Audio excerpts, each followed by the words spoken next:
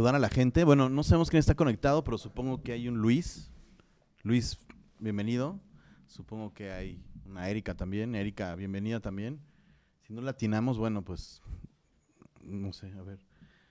Vamos a concentrarnos. ¿Qué nombres se imaginan que están ahí? Carlos. Un Carlos, ¿habrá un Carlos por ahí? Juan. Juan. A ver, Adrián, un par de nombres populares en México. No sé, algún Kevin, Brian. ¿Algún Kevin o Brian? Ah, bueno, ya tenemos acá. Si había un Carlos, ¿cómo no? También hay un Brian. No, no es cierto. Pero si hay una Matilde, no le hubiéramos atinado. Ajá, sí, estamos. Está Miguel Ríos. Hijo, qué pena no pedirle que cante. Eric. Y José Armando. Bueno, pues bienvenidos. Estamos pues súper contentos, como decía Salvador hace unos segundos. Estamos estrenando un espacio. La maestría en escritura lleva 8 años y hemos pasado por muchos espacios y hemos hecho un montón de locuras y seguiremos haciendo. Pero este es un nuevo espacio que se llama el Hub de Creadores Cinematográficos, que además de tener pláticas como la de hoy, bueno, pues tendremos rooms de escritura, tendremos apoyo a películas que estén en desarrollo, bueno, en fin, ya les irá llegando información. Por cierto, los invitamos el próximo 29 de agosto a las 8 de la noche, Avenida México 200, porque tendremos el cóctel de inauguración. A quien no le gustan los cócteles, pero bueno. Pues bien, la semana pasada tuvimos un Zoom con Adrián, justamente con este tema, el mercado latino en Estados Unidos, y la verdad es que, bueno, pues, cuando uno aprende, en vez de tratar de compartir información, creo que funciona mucho mejor. Y bueno, pues vamos a continuar, me parece, esa plática, Adrián. Ahorita trataremos de resumir qué es los temas que salieron y por dónde se nos fue la plática. Y invitamos a Penny Lane, una gran amiga que tuvimos el gusto de conocernos hace no muchos meses, pero resulta que pues sabe de cine como pocos. Cuando nos presentamos me dijo, yo analizo públicos. Y fue así de, ¿cómo? Wow, ¿no? Y cinco cafés después sigo aprendiendo cada plática que tenemos. Así que el mero mole, pues trataré de ser yo muy breve para que nuestros expertos hablen. Ah, la compu volteamos para admitir gente, admitimos gente. Se desapareció.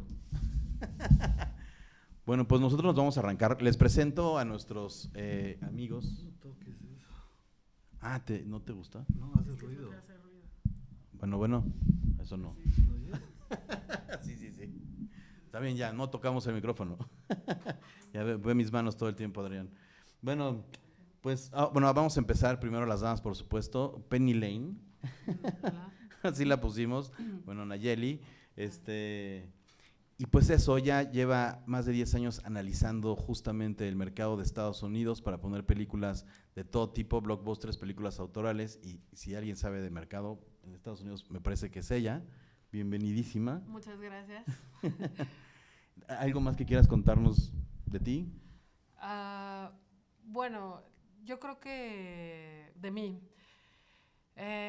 Aparte de curar cine y tener unos cines a mi cargo, en Estados Unidos tengo la ventaja de poder jugar mucho con las copias, ya que creamos tecnología para poder tener copias propias en nuestros cines y al mismo tiempo darle rienda suelta a la parte que tiene que ver con el consumo y que los públicos de cada uno de estos cines puedan determinar cuánto tiempo se queda una película, principalmente independiente, ya que digamos que somos un tanto autónomos con lo que tiene que ver con las copias y el material.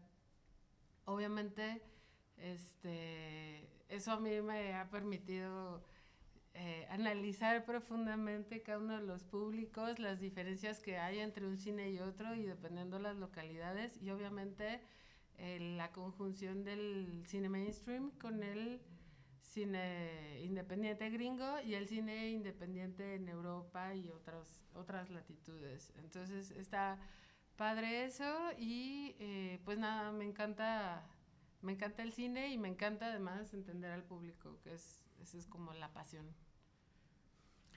Súper. Y a su izquierda está Adrián Zurita. Hola, buenas noches. una extraordinaria persona, un extraordinario amigo.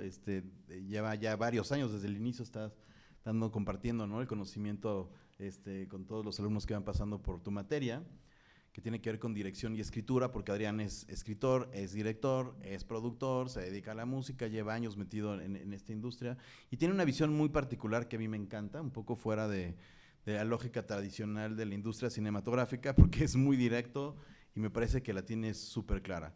Entonces, no sé, Adrián, si te parece, trataré de resumir lo que platicamos la vez pasada. Si hay algo que completar, por favor, para pasarle el balón a Penny y a ver qué opina al respecto. Bueno, hola Penny, buenas noches a todos otra vez.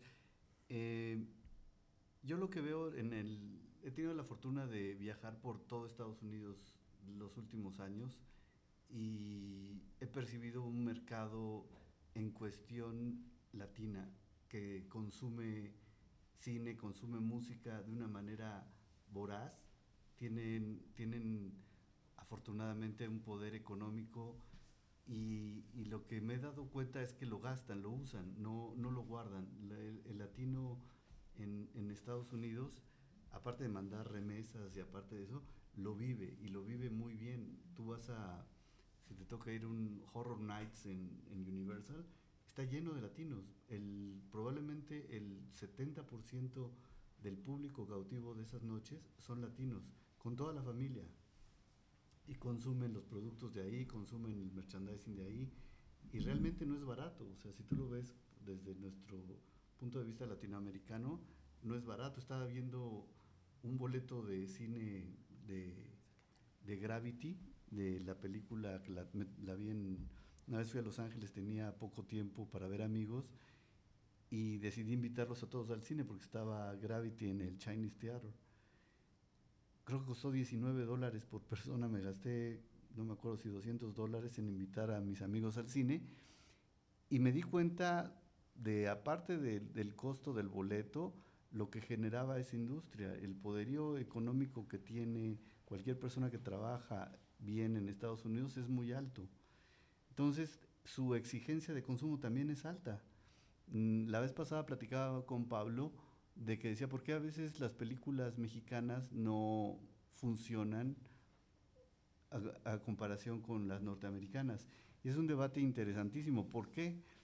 Porque primero yo siento que, por lo que he visto desde acá, estando allá, lo veo y digo, no hay cómo competir. No puedes competir. Primero, el idioma. Es tan arraigado el idioma a la economía que es dificilísimo que una película en castellano funcione en competencia contra una norteamericana. Estoy hablando de un estándar, ni siquiera me voy a ir a las grandes megaproducciones, que esas tienen que ver más con pues lo que se consume en el mundo, ¿no? Pues un Spider-Man o una Dune o cualquier película que son números increíbles. Una película de esas, si no me dejas mentir, Penny, con una película de esas se hacen todas las películas latinas de un año. Sí, una. más o menos. Más o menos, ¿no? Sí, más o menos. Y probablemente con un Spider-Man, pues estás hablando del dinero de la publicidad, es el dinero que utilizamos en toda Latinoamérica y más en un año para hacer producciones.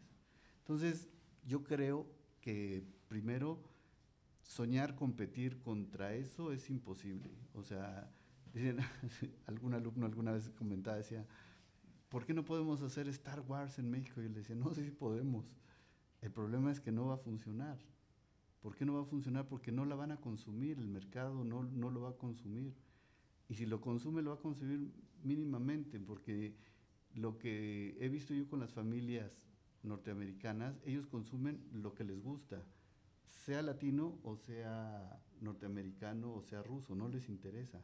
Les interesa lo que a ellos les gusta. ¿Y qué es lo que a ellos les gusta? Pues lo que consumen. Y si te das cuenta, lo ves reflejado en su ropa, en su manera de ser, en su manera de vivir la vida. Si a ellos les gusta Spider-Man, van a consumir Spider-Man. No por ser latinos van a consumir Coco nada más. Bueno, Coco es una cosa latina completamente, pero hecha por Estados Unidos. Ese es otro punto que tocamos, que también creo que vale la pena analizar, cómo un contenido tan latino, tan mexicano, particularmente el Día de Muertos, puede funcionar a un nivel siempre y cuando cumpla las reglas de la cancha de ellos, ¿no? Creo que podemos empezar por platicar de lo que funciona en Estados Unidos y por qué, ¿no? Mm, lo que funciona en Estados Unidos va por temporadas. O sea, hay años en los que se pone un tema o un público objetivo como de moda y se van sobre eso muchas producciones. Obviamente también hay coincidencias porque las producciones tardan años en estrenarse y llegar a pantallas, pero mm, esto que tú dices sobre Spider-Man o incluso producciones más pequeñas y los temas que a ellos les gustan tienen que ver con un rollo cultural, económico, incluso regional. Hablando de cultural me refiero a cualquier cosa que tenga, digamos, algún mensaje pro-yankee o que enaltezca los valores americanos. Obviamente va a ser mucho más fácil de consumir por el público americano porque todo el tiempo están recibiendo esa información y ya la tienen muy digerida. Entonces es algo que no genera mucho conflicto porque finalmente el objetivo de ir al cine puede ser irse a entretener, ¿no? Entonces si tú recibes un mensaje que es fácil de digerir, que no te pone a pensar tanto y que además es algo que ya has escuchado antes, que va acorde a tu cultura y al nivel económico que traes o al que aspiras, es más fácil de digerir a estar viendo, no sé, un documental, que si bien hay documentales mainstream y documentales independientes, sí son películas más difíciles de programar, del tema que sea, ¿no? O sea, de guerra, de hambre, de cualquier cuestión que tenga que ver con conciencia, es un poquito más difícil de programar porque te pone a pensar, porque te reta. En cambio, el cine, digamos que puede ser entretenido, aunque tenga un tema serio, pero esté bien tratado y vaya con los valores americanos, es mucho más fácil. La brecha idiomática también es importante. Hay regiones del país en Estados Unidos en donde no les gusta leer, o sea, nada que tenga subtítulos, ¿no? Y allá no se usa mucho el doblaje. Entonces, obvio es mucho mejor recibido cualquier película que está hablada en inglés de cualquier parte del mundo y a veces hay problemas porque si trae muchos idioms o es un inglés muy afroamericano, digamos de barrios muy profundos o de partes específicas de algunos países, tiene que tener subtítulos incluso aunque esté en inglés, ¿no? Entonces, y ahí se vuelve un tema de discusión a la hora de programar, ¿no? Si queremos o no poner una peli solo por el asunto de que no se va a entender aunque esté en inglés. Sí, digo, chistoso, me vinieron a la mente dos ejemplos del mismo director, que Mel Gibson en Apocalipto y en esta de, no es, ¿cómo se llama? La de La Pasión de Cristo, ¿no? Esas dos no están habladas en inglés, ninguna de las dos. Digo, Apocalipto es gesticulaciones guturales y la otra cosa es en latín y en arameo, pero funcionaron brutalmente por la religión. Entonces, digo, sí entiendo que es prácticamente imposible entrar al mercado a competir si no entras en inglés. Entonces, ese es uno de los puntos que debatíamos Es un punto. O sea, analizamos, creo, específicamente en cine varios ejemplos, ¿no? Principalmente los éxitos más grandes en castellano, en Latinoamérica, que funcionaron en Estados Unidos.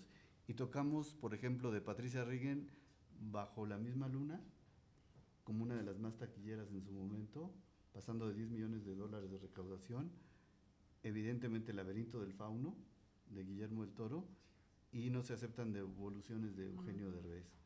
Esas tres películas han sido las más taquilleras, según lo que se dice, de latinas en Estados Unidos. ¿Quién las consumió? Básicamente la consumieron latinos. Básicamente los que fueron a llenar las salas de cine fueron latinos. ¿Por qué? Primero, porque eran en español. Y segundo, porque funcionaban muy bien con ese mercado. De ahí a competir realmente con el cine norteamericano es difícil, ¿no? O sea, son taquillas muy respetables, pero estamos hablando de 3 en 15 años o más. Entonces, algo anda ahí que deberíamos de hacer a lo mejor, creo yo, 3 por año, por lo menos, no 3 cada 15 años, no sé, digo, si fuera por receta serían pasteles, ¿no? Pero yo creo que sí vale la pena analizarlo para ver qué es lo que está consumiendo el público latino. El público latino de, de que puede ser el mercado soñado para un director para exhibir una película en Estados Unidos, creo que es ese. Es el de los 45 millones de mexicanos o latinos que están allá y que pueden consumirte, no se aceptan devoluciones, los partidos de fútbol de México, los conciertos de los artistas mexicanos, los bookies, todos los artistas latinos que van, Karol G o no sé, hay muchísimos ejemplos que funcionan allá, Alejandro Fernández. Entonces, ese público sí consume cosas latinas, pero tienen que tener mucha calidad, por ejemplo, y tienen que ser, quizá no sé si les dé identidad, pero eso ya cada quien lo verá, pero de que funcionan en su gusto y en su consumo, funcionan. Tú ves una pelea del Canelo Álvarez en Estados Unidos y es un hit económico, ¿no? Es bastante interesante ver qué está pasando con eso, pero también yo creo que es importante entender que son canchas diferentes. Meterte a hacer una película en inglés y soñar que una película en castellano va a tener los vuelos de una película en Estados Unidos en su idioma, creo que es irrisorio, no creo que se pueda lograr. Déjame compartir algo para que Penny nos diga qué es el mercado latino en Estados Unidos y qué ven. Pero eran pláticas interesantes sobre las generaciones de los latinos que están en Estados Unidos. Como había una idea hace varios años que, claro, lo que los latinos quieren es algo que les recuerde a México porque tienen la añoranza, porque no están, porque no conocen. Y de repente, pues llegan los Dreamers y están creciendo. Y escuchaba yo hace poco a una ejecutiva de Gaumont diciendo: la verdad es para qué nos hacemos tontos, ¿no? O sea, los que ya crecieron de cierta generación para acá tienen el mismo gusto que cualquier norteamericano. Y estamos a nada de que ya esta idea de, bueno, porque son mexicanos les va a gustar, ¿no? Que recuerdo esta lógica del cine mexicano chaférrima que decía, pues vayan al cine porque hay que apoyar al cine mexicano, ¿no? O sea, deberían de ser la sesión esta que tuvimos. La gente va a ver las cosas buenas y bien hechas, nadie va porque tiene cierta nacionalidad, ¿no? Entonces, bajo esta como premisa, ¿existe el mercado latino? ¿Quiénes son? ¿Qué consumen? Sí existe el mercado latino, pero lo acabas de decir bien, creo que depende un poquito de la brecha generacional y del lugar en el que se encuentren, porque mientras más al norte, menos mercado latino o más permeado del estilo de consumo americano de esa región. Entonces, eso influye mucho en la estadía de cualquiera que esté en un lugar, ¿no? Y si nace ahí por segunda generación, tercera generación, solo lo que le llega de lo latino viene más bien por herencia que la costumbre del día a día, pues es obvio que el tipo de consumo que tiene se va a ver permeado por la modernidad que vive en su día a día. ¿De qué depende? De muchas cosas. El cine latino que se vende en Estados Unidos a veces viene apoyado de grandes distribuidoras. Sony Classics influye muchísimo, por ejemplo, para traer cine de Derbez, de personajes que podrían considerar interesantes y que no necesariamente son el personaje más emblemático con el que más se identifica el público gringo o bueno, latino radicado en Estados Unidos, ¿no? ¿Por qué? Porque de todas formas ellos, su día a día está en otro tipo de consumo. Entonces es a veces más fácil ver otras realidades de grupos sociales disidentes, no necesariamente latinos, pueden ser orientales, pueden ser de otras latitudes, y mostrar gran interés al público latino de estas realidades disidentes.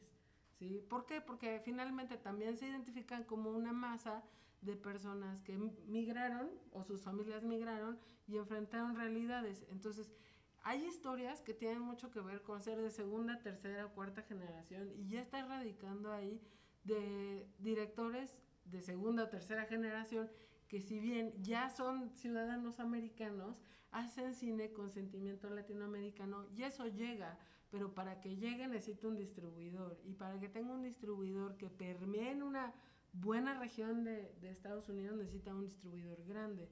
Si la película habla de esas realidades y tiene un distribuidor chiquito, pues tampoco va a tener gran alcance. No va a llegar al norte, que es donde no hay tanto público, y se va a quedar sentada en el sur, que es donde está la mayoría del público latino. Ahora, hay cines que se dedican a esto, a exhibir cine especializado para el público latinoamericano.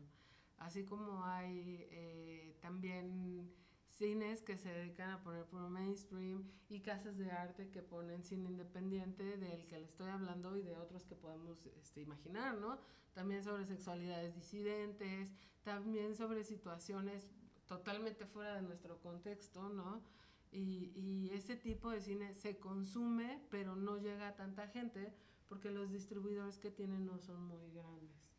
Al final, el público americano o que radica en Estados Unidos trata de consumir cosas con las que se identifica en su actualidad. Ya sea una moda de superhéroes, de películas mainstream, o también películas de corte, digamos, más arriesgado, que habla sobre una posible guerra civil en territorio americano, o que habla de una guerra mundial provocada por no sé qué conflicto, ya sea económico, tal. O sea, tiene más que ver con las cosas reales, con personajes que se pueden parecer a antagonistas de la vida real, lo que puede atraer mucho más al público latino y gringo, ¿no? O sea, todavía no nos toca ver un presidente mexicano parecido al actual, pero seguro el cine americano lo va a poner y lo va además a esquematizar de una forma muy específica de cómo ellos lo ven, no de cómo el mexicano lo ve, ¿no? Y ahí veremos cómo reacciona el público radicado en Estados Unidos, que está recibiendo esta información de algún modo, y el público que está en México, que recibió otra información de cómo se ve un personaje de ese estilo, ¿no? Nosotros lo hemos visto con otras películas mexicanas cuando estamos esperando que nos traigan todo el poder, el infierno, cosas así, porque estamos esperando a este personaje, ¿no? Caricaturizado de la realidad mexicana. Igual pasa ya de algún modo. Y además, bueno, este asunto de engrandecer los valores gringos y que sea la gente radicada en Estados Unidos sin importar su nación de procedencia, que es quien salva el día o salva el planeta o arregla algo, o sea, eso ya hace que la gente lo reciba bien. Entonces, sí hay un público latinoamericano, pero no creo que sea el más representativo de la Unión Americana. Sí es representativo, pero no llega a la mitad. Yo creo que estoy de acuerdo contigo, yo creo que es eso. Por eso encuentras de repente un Demián Bichir haciendo películas importantes y dices, está bien, soy representante o sea, de que es un buen actor, pero está poniéndose una altura en un abanico de actores representando una cultura importante. Ahí está Isa González, está el mismo Eugenio haciendo sus labores, y Gina Ortega, que creo que está también en lo de Beetlejuice, y todas esas raíces latinas que de alguna u otra manera están tomando lugares realmente importantes, ¿no? Pero son eso, para mí es eso, son representantes de una parte de la cultura que forma el mosaico en Estados Unidos. Realmente no es que la cultura latina compita, no sé si me explico. Sí. Es complicado aceptarlo porque por un lado, en el fútbol, tú ves los estadios llenos de la selección mexicana, que es probablemente de las peores selecciones, esa es otra cosa que ha existido en México. Pero los estadios están llenos como si fuera el Real Madrid y los boletos no son baratos. Entonces ese público de repente sí busca esos canales de identidad que los encuentra en una película donde sale Demián Bichir, Isa González, Alma Hayek, y que les gusta que hable Salma Hayek con acento todavía mal hablado, el éxito de Sofía Vergara, hablar inglés mal, ¿no? Sí. Pues es todavía conservando ese acento que la hace como medio mensa, pero, pero luchona y en un mercado que no es su original, ¿no? Como Colombia. Entonces, yo creo que es eso, son cartas como de representación más que de competencia de identidad, sino inclusiva. Y una de las cosas que vi también como experiencia, las segundas y terceras generaciones se sienten latinas, pero no tanto, se sienten mucho mejor acogidas en el modelo social norteamericano y te lo dicen. O sea, ellos no conocen ni siquiera México. O fueron a Zacatecas alguna vez o a Guadalajara a ver a la tía abuela o algo así, pero fueron 2 veces. Su idioma primario es el inglés y hablan en español en su casa porque lo hablan, pero realmente a veces hasta lo ocultan. ¿Por qué? Porque creo que quieren formar parte ya integral de la sociedad, ya tienen papeles, ya nacieron allá, ya crecieron allá, ya entienden el universo de allá, ya saben por quién votar, por quién no, etcétera, y no quieren dejarlo. No es que renieguen de sus orígenes del abuelo o de la abuela, sino realmente ya no son parte de eso. Entonces, pensar en cautivar ese mercado, yo también siento que está desfasado cuando dice, hay que preguntarles a ellos, que son a fin de cuentas los consumidores, te van a decir, ok, sí me gusta que gane la selección mexicana porque siento que es cuando las cosas que me caen gordas de estos güeyes es donde me desquito. Te lo juro, yo lo veo así, digo, ahí se canaliza, pero luego dicen, no, por otro lado, sí me gusta ser parte de esto. Y sobre todo las generaciones que ya nacieron allá, que esas ni son de aquí 100% ni son de allá 100%, ¿no? Su raíz inmediata son con nacionales, no son de esos que los rebasó la frontera y no ellos la frontera, sino ya son gente que migró y que se quedó por alguna u otra razón allá y ya tuvo descendencia y ya es oficialmente ciudadano norteamericano, van a la guerra, se alistan, se saben los 2 signos, tienen a veces la opción de jugar para un equipo o para otro. Es un fenómeno que no tiene mucho tiempo. Entonces, y estoy de acuerdo, ahí hay muchísimas, pero muchísimas historias interesantísimas que contar para ese mercado, en el que tienes que respetar también el linaje, de dónde vienen, por ejemplo, lo que hicieron con Coco, no sé cómo lo ven ustedes, pero me parece una cosa maravillosa que no hemos podido hacerla en México. Desgraciadamente no había unos animadores en Guadalajara, René Castillo, que estudiaba conmigo en la secundaria, por cierto. René hizo hasta Los Huesos y Sin Sostén, unas animaciones que el mismo Tim Burton copió para A Nightmare Before Christmas, que no la dirigió él, por cierto, pero la produjo. Identidades, pues todo lo mexicano, vinieron a estudiar a los mexicanos, vinieron a dibujar a los mexicanos de la compañía Disney, creo que es, ¿no? Pixar, sí. Y le invirtieron un dineral para poder hacer esos perros, esos gestos, estas viejitas, esas chanclas, esa música, esos homenajes que salen a todas luces para todo el mundo de cómo vemos la muerte. Sí participan latinos, pero realmente es ese grupo de gente que es difícil definir su identidad, ¿no? Sí, sí se sienten orgullosos de ser latinos, pues sí, claro, ¿quién no se va a sentir orgulloso de semejante cultura, ¿no? Pero, repito, para mí son canchas diferentes. Si queremos vendernos como artesanía o queremos competir, si queremos competir, pues tendríamos que tener el equipo para jugar allá, ¿no? Que es lo que hace Guillermo del Toro, lo hace Alejandro González o lo hace Alfonso Cuarón, que de repente ellos decidieron, ok, mi mercado, ya los tres hicimos películas mexicanas exitosas, Solo con tu pareja, Cronos y Amores Perros, ¿no? Y de ahí los tres coinciden en que pueden jugar en la división, en la primera, que es el mercado más poderoso del mundo en cuestión cine. ¿Qué hacen? Jugar las reglas del juego de ellos, hacen películas en inglés.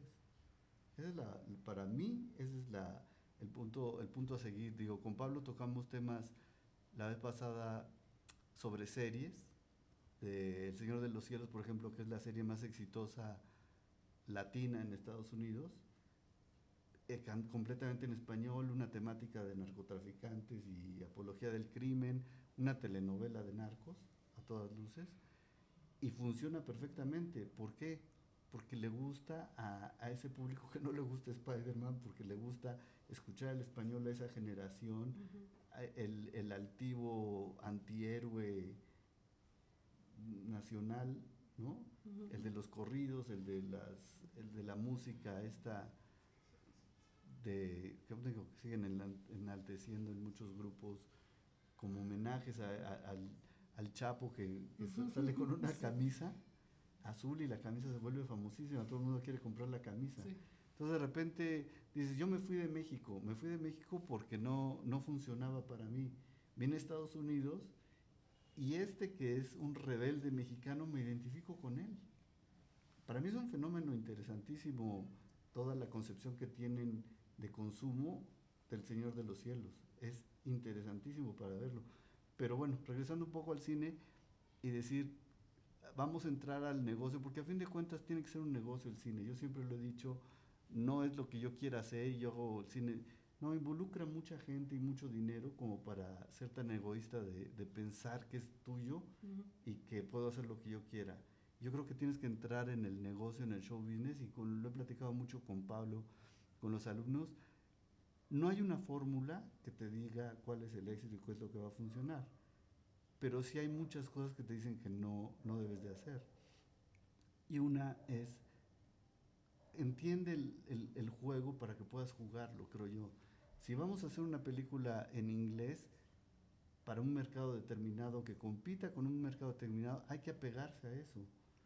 Si estás buscando el éxito nada más por dinero, va a ser difícil que lo encuentres.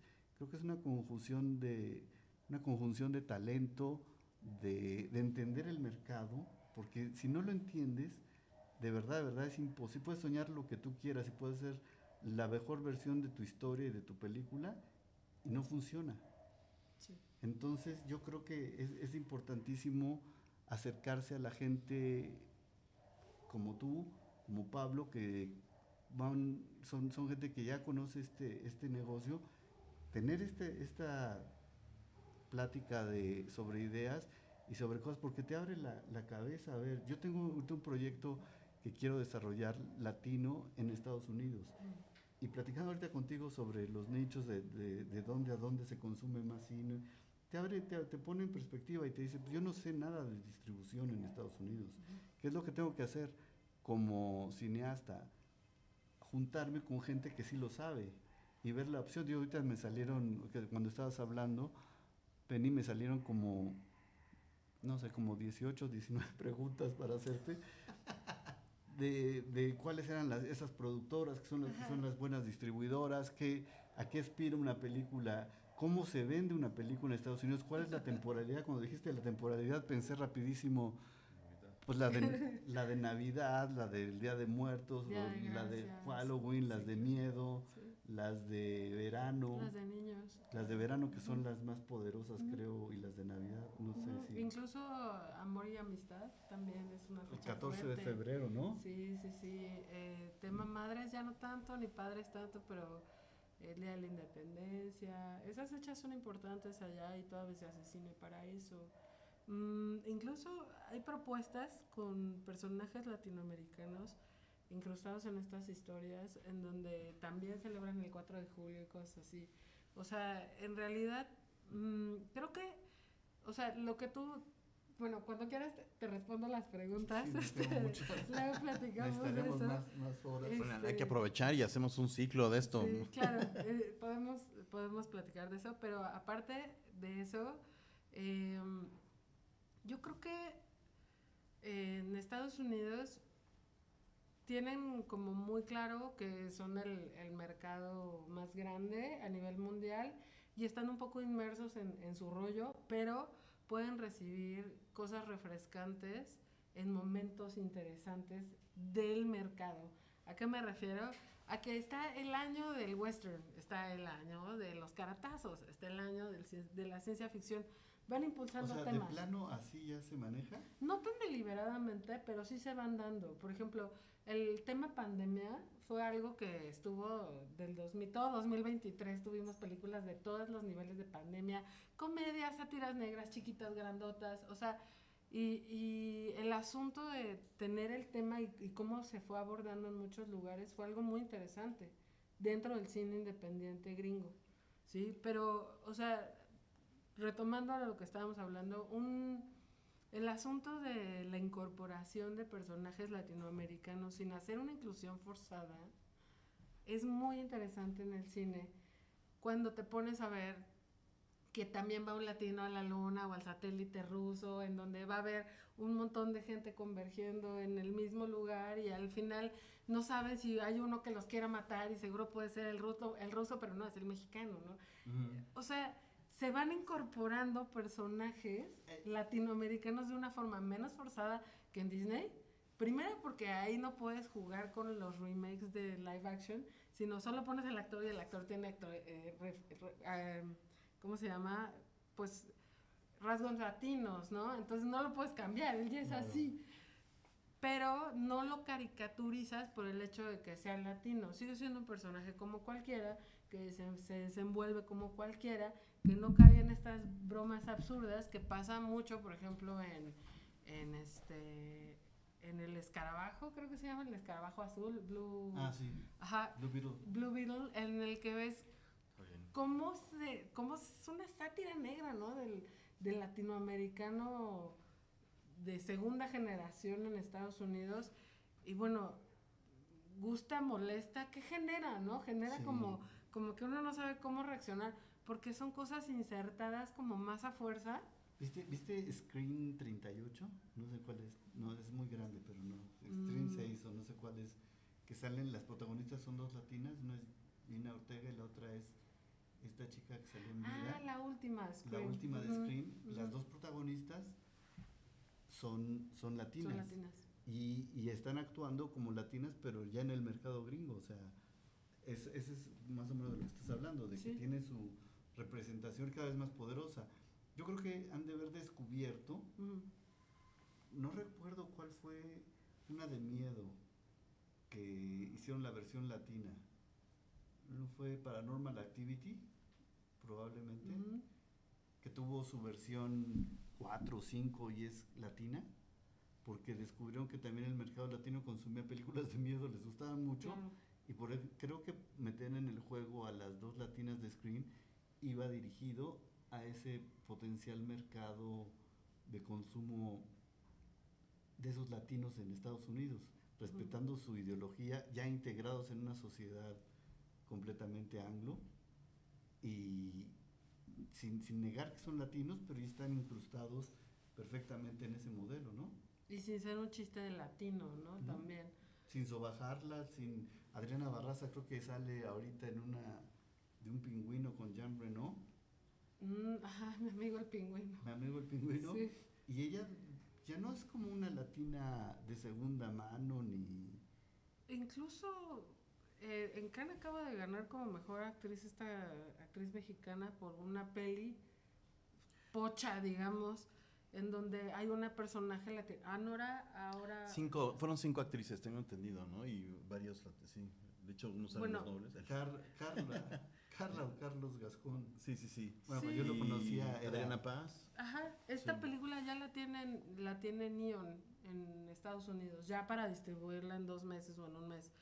Y eso significa que sí hay un mercado ahí en donde hay un personaje latino que está buscando permanecer en esta sociedad gringa, sobreviviendo a una serie de situaciones, pero, o sea, con la frente en alto, no es el que está sufriendo, cruzando el desierto. O sea, hay muchas historias ya sobre latinos, ya no son solo los del desierto, ya no son solo los indocumentados, ya hay muchos documentados que siguen viviendo los jardineros. Esta otra situación. El jardinero de ¿cómo se llama? De Bichir, fue nominado al Oscar. O sea, Y eso que tampoco fue una película tan potente económicamente hablando, ¿no? Que el Oscar es dinero. La de, ¿cómo se llama? The Nun, Sí, la monja, creo la que es monja el también inicio, no sé sale cuál. en la primera, sale Demian, Ujú. buenísima. Que así es. A ver, una pregunta muy rápida y sencilla, ¿no? ¿Dónde programas? Cuéntales Yo un poco a la programo audiencia. Living Room Theaters, es una cadenita de cines independientes en Estados Unidos. Tenemos ahorita, éramos más localidades, pero cerramos algunas después de la pandemia. Y nos quedamos con Portland, en Oregon, y en Indianapolis, en Indiana. Son públicos súper diferentes. Uno está en un barrio cultural bohemio renovado del centro de la ciudad y el otro está en una zona súper comercial, nuevecita. Entonces eso hace que los públicos sean muy distintos, a pesar de que los dos son gringos, sean muy distintos, porque la gente va al cine por propósitos muy distintos, no va al centro a caminar y el otro va a la plaza a ver ropita y así, ¿no? Entonces van a consumir cine súper distinto. Y eso es lo que a mí me ha permitido como ver la evolución de los públicos, digamos, latinos, que en algún punto dejaron ya de pensar que tenían que sufrir dentro de sus historias o que tenían que ser una caricatura dentro de su historia, sino que podían ser un personaje más insertado en la sociedad gringa. Sí, sí, con respeto sí. y no como los veían hace 15 años. Uh-huh. Hay varios temas que quiero poner sobre la mesa. El primero del que están hablando me parece que es como el gran tema de inclusión. O sea, pensando que las pelis ya no son representativas de un lugar en específico, Uh-huh. sino cada vez de una manera más natural, como los chistes de el japonés, el chino y ¿no? Mexicanos, ¿no? Ese es uno, y entonces el camino sería, ¿no? Platicábamos, Adrián, esa vez que, o sea, no es que los latinos quieran hacer una peli que funcione en Estados Unidos, compitiendo en Estados Unidos, más bien ya hay muchos ejemplos de muchos latinos que están trabajando pues, en estos circuitos, ¿no? Con esas reglas, con esos niveles de calidad, y interesantísimo esto de los personajes y en este canal de representatividad, ¿no? Otro tema que voy poniendo sobre la mesa, escuchándolos hablar, me acuerdo del famoso Blockbuster hace un montón de años, donde estaba la sección de cine mexicano. Entonces, escuchándolos de repente pienso, claro, al final de cuentas el cine latino de Estados Unidos, dentro de Estados Unidos, pues es un nicho. O sea, otra vez de aquí para allá decimos, es que es gigantesco y podemos, ¿no? Conquistarlo, lo que sea, pero al final de cuentas allá pareciera que es un nicho. Y el otro tema que me quedé pensando sobre la decisión de ir al cine, tal vez en contraposición de ver la televisión, no sé qué tanto sepan de televisión, ¿no? De Galavisión, de Univisión, ¿no? De todas estas cadenas televisoras, donde básicamente tienes tu tele, pagas el cable, ¿no? Y tienes acceso a eso mucho más barato. Escuché algún día que en Estados Unidos ir al cine era el $100 decision, ¿no? Porque pues es carísimo. Entonces tienes que escoger muy bien. Pero ahorita que decías del fútbol, ¿no? Que se llena, aunque la selección no sea la mejor, me queda pensando, claro, si me quiero entretener y busco ese pedazo de identidad, que lo veo en algún personaje dentro de este caldo de representatividad, pues tal vez es más fácil verlo todos los jugadores mexicanos que en una peli latina, porque cuesta más caro. Otra vez eso lo veo más fácil en la televisión abierta. No sé qué se les ocurre al respecto. Lo que yo he notado es que en Estados Unidos no es como aquí el cine. Aquí tenemos Cinépolis, Cinemex y uno que otro cinecillo ahí independiente. Y de eso depende el precio. Del barrio, o sea, se estrena o tenga 3 semanas ya en pantalla, sigue costando lo mismo. Y solo tienes descuento, creo, el miércoles, ¿no? Bueno, en Estados Unidos sí están los cines de estreno, que son los majors, como Cinemex, Cinépolis. Allá está Regal, no sé, el Fox Tower. Pero también hay soft-runs, o sea, los cines de segunda corrida, que ya son mucho más baratos y ya son películas que tienen 3, 4 semanas, que ya van de salida y no necesariamente son multiplexes, ¿verdad? O sea, también pueden ser espacios recuperados con un buen proyector y unas lindas butacas y sale más barato. Y también es un rollo como del barrio, ¿no? Que a la gente le gusta ir y disfrutar. Bonitos, son bonitos, tienen un rollo histórico o cultural con el espacio en el que se ubican y la gente que converge en ese lugar. Y al mismo tiempo tienen acceso a esas películas que se estrenaron, si no las quieren ver en plataforma, y poderlas ver en una pantallota y llevar a sus amigos o lo que sea. Sí ha permeado mucho lo que tiene que ver con las plataformas digitales. Nosotros lo veíamos venir desde antes de la pandemia. Estábamos ya esperando que Disney pusiera su plataforma para ver cómo el mercado se iba a mover radicalmente, pero Netflix ya llevaba años haciendo lo suyo, ¿no? Y antes de eso, Amazon ya estaba haciendo el suyo desde hace... de hecho, Amazon lleva la ventaja porque ahorita ya se fusionó con MGM, entonces ya produce cine de otra forma muy distinta a Netflix. Y todo lo que vamos entendiendo por una plataforma, sí, definitivamente nos encanta a todos, a los gringos, a los mexicanos, a los latinos, a los europeos. Es mucho más rentable, que creo que esa es la parte maciza, la parte numérica de los usuarios, porque incluso aunque vayas a un cine soft-run, pues sí te sale en un baro tener que ahorrar y comprar 5 boletos, más las palomitas, más tu vasito de cerveza. Más el estacionamiento. Más el estacionamiento. Exacto. Entonces, o sea, sí hay como una gama más amplia de posibles ventas de boletos a mejores precios, pero sigue siendo más rentable la plataforma. Y las distribuidoras ahora lo que hacen es que los tiempos de estreno se han recortado muchísimo. Antes un estreno en pantalla se tardaba 3 meses en sacar un DVD, un Blu-ray, lo que fuera, ¿no? Ahorita pues ya son 3 semanas, ¿no? A veces es day and date, la misma fecha, sí, y es súper evidente. O sea, yo sí lo veo cada semana. Película que se estrena en plataforma y en teatrical es un fracaso en teatrical. Y en la mayoría de los casos las películas que se ponen para plataforma y pasan primero por teatrical, la función que ya tiene la exhibición en cines ya es más para promocionar lo que va a ir a plataforma. Entonces se vuelve un juego de mercado y de comunicación muy chistoso, en donde el usuario, que es el que paga el boleto, de todas formas sigue pagando lo mismo por o ir al cine, o ir a un soft run, o pagar en una plataforma. No hay descuento. Y por ejemplo, el mercado mexicano, haciendo alusión a Beetlejuice, que estuvieron aquí Tim Burton y toda la compañía, todos vinieron a promocionar. Eso nos habla del poderío del mercado mexicano, que no es cosa pequeña. Para Estados Unidos es un ala, es un, no sé, quizá represente otro 4-5% de la taquilla, brutal.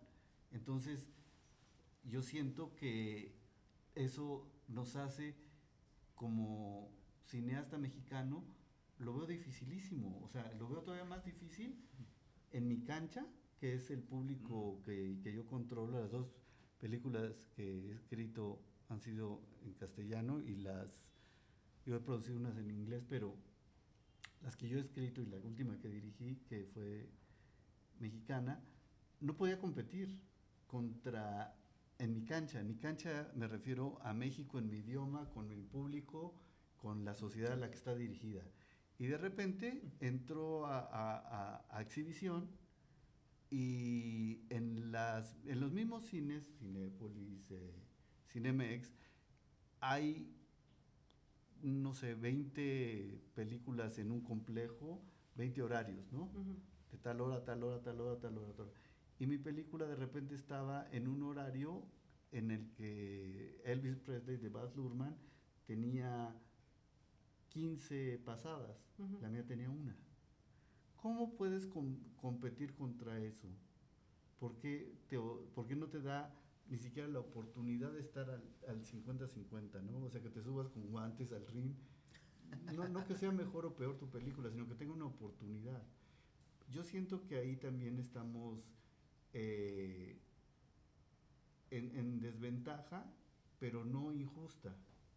En desventaja en el sentido de que el público a fin de cuentas es quien manda, el que va a escoger qué ver.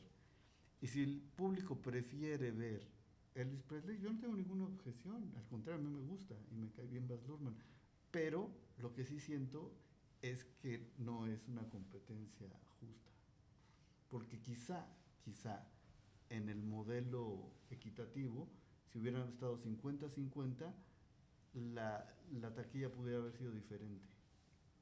Que es súper interesante, ¿no? Ya lo hemos repetido muchas veces, pero lo volvemos a compartir. Pues, uno de los grandes problemas del cine, problemas en este sentido, pero pues es un fenómeno, es que se ve en el mismo espacio una peli de $300 millones a una peli independiente en el mismo espacio. O sea, no es como en el deporte, que si quieres ir al Super Bowl, sabes que te va a costar mucho más que ir a ver unos señores jugando ajedrez o jugando Go, pues, ¿no? O ir a las Olimpiadas. O sea, ubicas que es distinto el espacio. En el cine, ¿no? Entonces estás compitiendo en el mismo lugar, ¿no? Y en las plataformas igual. Es como poner a los cuates de ajedrez afuera del Azteca, ¿no? En la final, así, oiga, ¿no se quieren meter a jugar ajedrez? Y en las plataformas es igual, tus producciones tienen que competir contra... Y el otro tema es el mismo precio. Eso que dice ahora Penny es interesantísimo, porque claro, en México está el duopolio, a final de cuentas. O sea, que duopolio suena casi a monopolio, pues, de alguna manera. Y allá parece que no. O sea, que hay muchos tipos de cines distintos, muchos tamaños distintos, de barrio, no lo sé. Mira, sí hay monopolios, pero se pueden hacer dinámicas de convergencia con los independientes.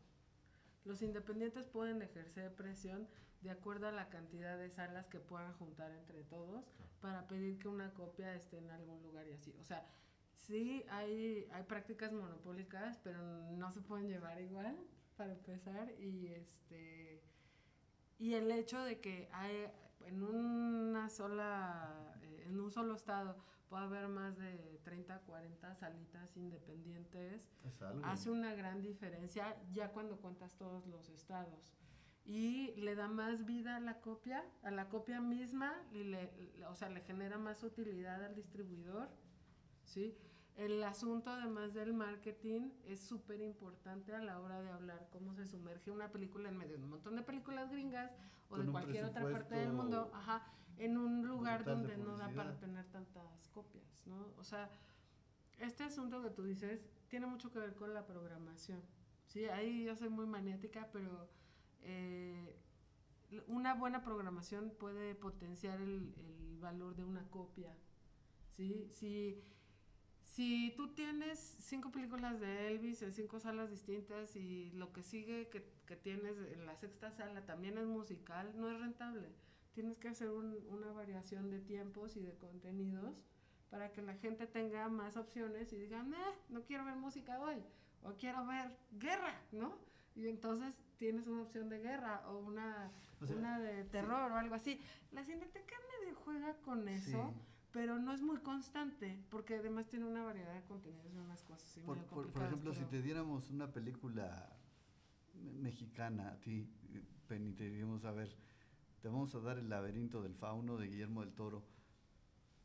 ¿Tú ya por esa experiencia entenderías cómo colocarla? Pues mira, tratándose de una película de fantasía. No solo de fantasía, sino que es de repertorio. Para empezar, ya requiere un trato especial, ¿sí?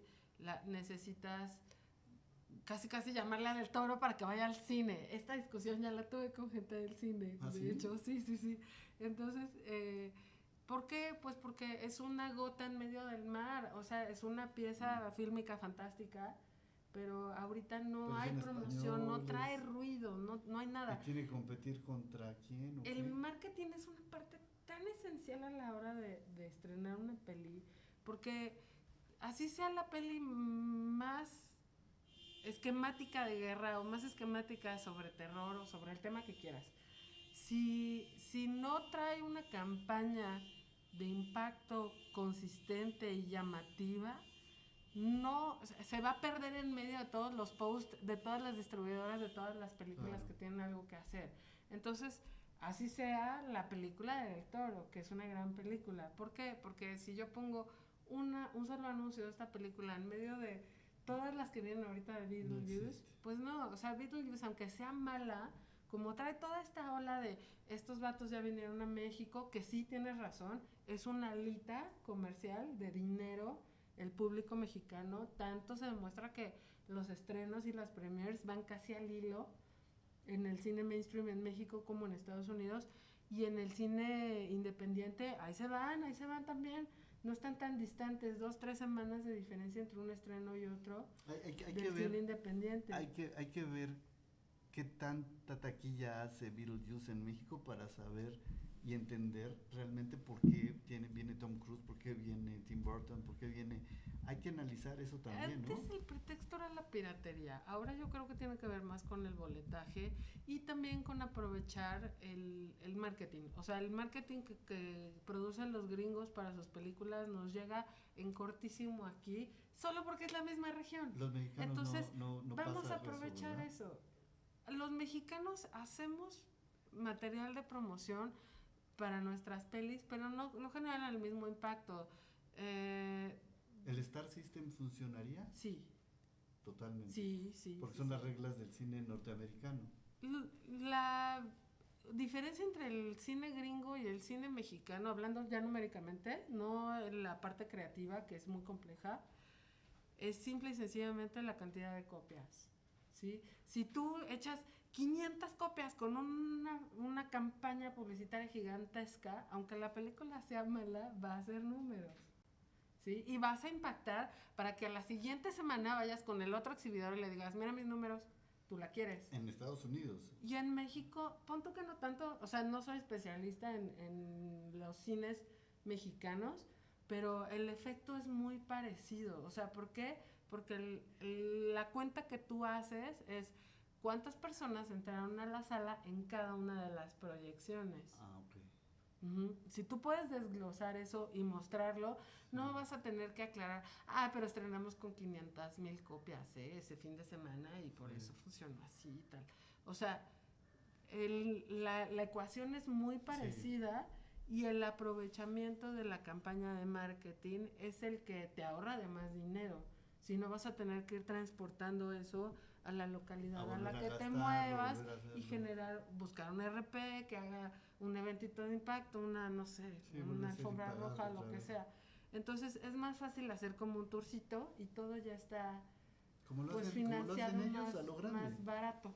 Claro. Que tienen su número, ¿no? Se supone que si una peli cuesta $40 millones, por poner ejemplo cerrado, tienes que ponerle 60 millones de P&A.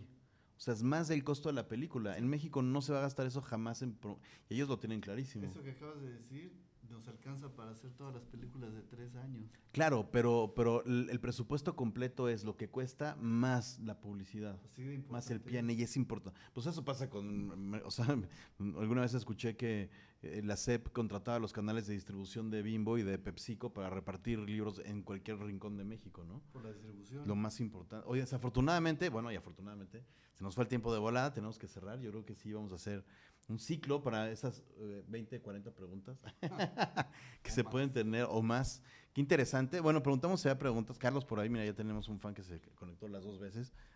Saludos a Carlos. Por ahí nada más decía que quería reforzar el tema de Live Nation, referido a la programación, hasta con 1 año de antelación para los tours, haciendo analogía a la clase A y B en cine. Gracias, bueno, por esta Eric. Saludos a Eric. Bueno, ya. Esa pregunta de Live Nation creo que es un paralelismo al cine también. En Estados Unidos tienen también muy claro las temporadas de conciertos. Y si tú sacas un disco y te haces famoso y quieres tocar en Estados Unidos, te tienes que esperar. Porque así como están los cines ya apartados para los estrenos, nosotros no lo vemos, quizá tú sí, Penny, lo conoces perfectamente. Ellos tienen ya en diciembre las fechas de los estrenos ya cuadradas, no están improvisando. No, la semana pasada, te la pongo así, la semana pasada vi los estrenos de abril 2025. Así es, y así funciona. En lo que pregunta Carlos de Live Nation, también es eso. Live Nation no es la única compañía, quizás es la más grande, pero no es la única compañía que tiene artistas.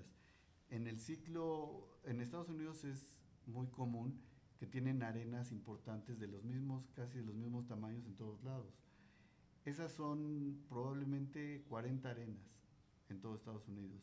Y ese circuito de 40 shows lo venden, por ejemplo, The Cure estaba de gira hace 2 años y tocaba en todas las mismas arenas. Depeche Mode estaba en esa gira, Peter Gabriel estaba en esa gira. ¿Qué es lo que hacen ellos? Utilizan equipos, tanto camiones de transporte, hoteles, servicios de catering, renta de audio, iluminación, etcétera, etcétera, ¿no? Y técnicos. Todos esos tienen que alcanzar para esos 40 arenas y tienen que moverse por todo Estados Unidos en logísticas y se tienen que acomodar. Eso lo hacen con 1 año de antelación. Entonces, si tú quieres contratar un camión para transportar equipo, o gente profesional que lo haga, riggers, etcétera, gente especializada en eso, compañías enteras te van a decir que no tienen. Porque esos 40 conciertos al mismo tiempo en Estados Unidos están utilizando toda la infraestructura y toda la maquinaria. Por eso, no sé si sea la respuesta que te sirva, Carlos, por eso tardan tanto en apartar los lugares. Si los estadios y todo eso tiene el mismo calendario. O sea, tienen que hacerlo con mucho tiempo de antelación, si no, no funciona. Y eso los hace la industria más poderosa. Y recordando tu ejemplo de hace rato, 5 años para investigación y desarrollo para el guión de Coco. O sea, me decía un buen amigo, ¿no? Nacho Casares por ahí, ¿no? Que productor de Bobo Cartón, me contaba, los de DreamWorks, o sea, el equipo de animación que se encargaba de las hojas y las piedras y los árboles, se fue 1 año entero a Irlanda a tomar fotografías a todas horas del día para saber cómo estaba la luz, cómo estaba la humedad, cómo estaban los factores ahí de iluminación. 1 año entero, para entonces ya meterse al estudio, o sea, ¿no? Entonces, me parece que está muy clara la diferencia tanto en el gasto previo de investigación y desarrollo como el posterior. Lo ves en la pre de cualquier proyecto mexicano. Tú haces un draft para una serie, una teleserie, un sitcom o lo que sea, y haces un draft. Y se filma el segundo draft. Literal. O sea, no hay tiempo, no hay sala de escritores, no hay espacio para renta de lugares, nos juntamos en casa de gente. O sea, no hay un lugar con catering. Aquí ya va a ser ese lugar, mi querido Adrián. Es Adrián. lo que nos hace falta. Si queremos competir y hacer cosas grandes de calidad, necesitamos ese tiempo para trabajar, necesitamos ese tiempo para perfeccionar. Por ejemplo, que dábamos siempre a los alumnos, ¿no? Tú sabes perfecto cuántas versiones de guión hizo Guillermo Arriaga para Amores Perros.